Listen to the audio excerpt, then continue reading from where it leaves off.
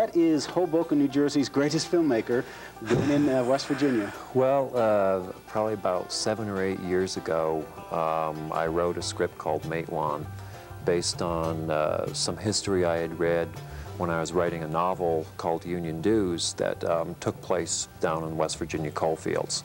And it just seemed to me like a whole part of American history that very few people knew about, that was very important, that was a real turning point in kind of labor relations. We've seen 2,000 Westerns about the 6 guys who ever got killed out in the Old West, and here's something that involved as many people or more, was as important or more important to American history, and nobody knew about it. To have Matewan as like a real springboard early in my life, I think I was really fortunate. And honestly, I had said, if I had the opportunity, I'd like to work with somebody like John Sayles. You know, some would say that it helped build or bolster what are effectively unrealistic ideas about how things work in the world.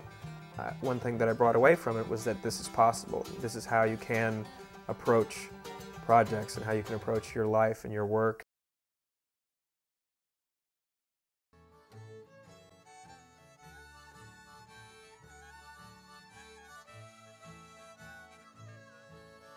The turning point, the one event that made film an optional, a viable career, was Matewan.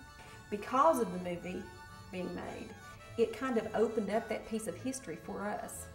It made it okay to talk about it. More people were made aware of it right here, not just across the country, but right here in Matewan. So when Sayles decides that, oh, this is a really interesting story from 1921, that may not be the story that Matewan wants to tell about itself, but that becomes the story they have to tell about themselves if they're going to take advantage of this opportunity. Matewan has been used in their, not only film classes, but much more in terms of American history classes.